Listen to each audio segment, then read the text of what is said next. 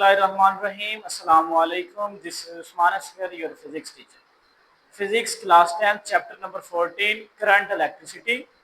बेटा आज इसका टॉपिक हम डिस्कस कर रहे हैं इलेक्ट्रिक पोटेंशियल। आपने बेटा एक वर्ड सुना होगा पोटेंशियल एनर्जी। पोटेंशियल एनर्जी क्या होती है बेटा?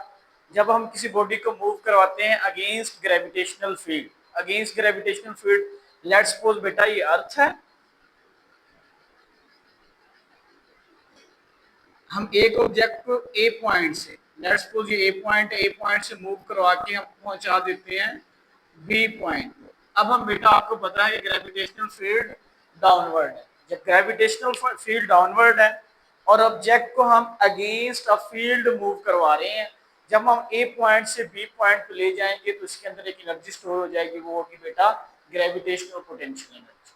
अब इलेक्ट्रिक पोटेंशियल या इलेक्ट्रिक पावर क्या है, इसके बारे में डिस्कस करते हैं। तो सबसे पहले इसकी डिफाइन देखते हैं। Amount of energy supply by a current in a unit time. क्या होगा बेटा? आपको पता है जब हम बैटरी के साथ एक कंडक्टिंग वायर को एक बल्ब के साथ अटैच करते हैं तो क्या होगा बेटा?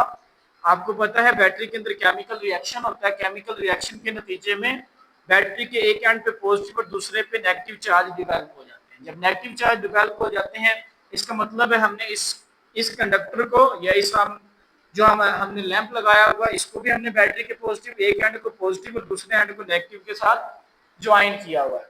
अब क्या होगा? इसके एंड पे भी पोटेंशियल डिफरेंस क्रिएट हो गया। पोटेंशियल डिफरेंस क्रिएट होने की वजह से चार्जेस क्या करेंगे बेटा? मूव करेंगे। अगर हम करंट लेंगे इलेक्ट्रॉनिक करंट, तो इलेक्ट्रॉन के मूव करने से, अगर हम कन्वेंशनल करंट लेंगे तो प्रोटॉन के मूव करने से। यहाँ हम लेते हैं बेटा इलेक्ट्रॉन क्या कर रहे हैं? मूव कर रहे हैं। Amount of energy supply by a current, क्या कर रहे हैं बेटा? अब जैसे आपको पता है चार्जेस मूव करते हैं तो करंट बनता है। तो द अमाउंट ऑफ एनर्जी, आप देखिए केमिकल एनर्जी इलेक्ट्रिकल एनर्जी में चेंज हो रही है। वो कौन कर रहे हैं बेटा? वो चार्जेस मूव करके कर रहे हैं। अब देखिए the amount of energy supply by a current, current को एनर्जी सप्लाई हो रही है। कौन सी एनर्जी बेटा? Mechanical sorry chemical energy in a unit time. Unit time का मतलब है टाइम का यूनिट बेटा 1 सेकंड। 1 सेकंड में करंट को जो एनर्जी हम सप्लाई करेंगे या बैटरी सप्लाई करेगी वो क्या होगी बेटा? इलेक्ट्रिक पावर होगी, जिसका formula V is equal to W over Q। W work या एनर्जी, एक ही बात है। वर्क या एनर्जी का क्या मतलब है बेटा? ये लोअर पोटेंशियल है और ये हायर पोटेंशियल है। जब चार्जेस लोअर पोटेंशियल से हायर पोटेंशियल की तरफ मूव करेंगे तो वो वर्क करेंगे या एनर्जी को क्या करेंगे बेटा? यूज करेंगे। जब एनर्जी को यूज करेंगे वो एनर्जी डिस्ट्रॉय तो नहीं होगी, वो केमिकल एनर्जी बैटरी की वो किस में चेंज हो जाएगी बेटा? इलेक्ट्रिकल में चेंज हो जाएगी। चार्जेस के मूव करने से हमें क्या मिलेगा बेटा? करंट मिलेगा। तो इसका formula V is equal to, हम इलेक्ट्रिक पावर को V से रिप्रेजेंट करते हैं। वो पावर के लिए P is equal to work done per unit time. वैसे हम अगर पोटेंशियल की बात करें तो इसमें फार्मूला हम यूज करेंगे बेटा P is equal to W over T, ये यूज करेंगे। P पावर, क्योंकि इलेक्ट्रिक पावर है। W इज इक्वल टू क्या है बेटा?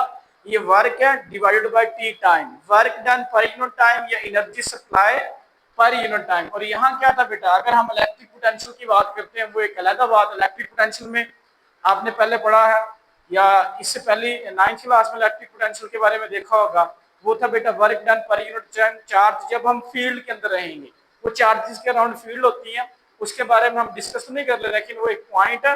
अब डिस्कस करने बेटा इलेक्ट्रिक पावर। इलेक्ट्रिक पावर क्या है बेटा? Work done per unit time या amount of energy supply by a current in a unit time. वो टाइम क्या बेटा? T है। वो क्या होगा बेटा? पावर होगा। ठीक है, ये डिफाइन। और इसका बेटा यूनिट है, आपने यूनिट याद रखना, इसका यूनिट है बेटा वाट। क्या है? वाट। इसे W से हम रिप्रेजेंट करते हैं। आगे देख लेते हैं बेटा एक प्रूफ है P is equal to I square R।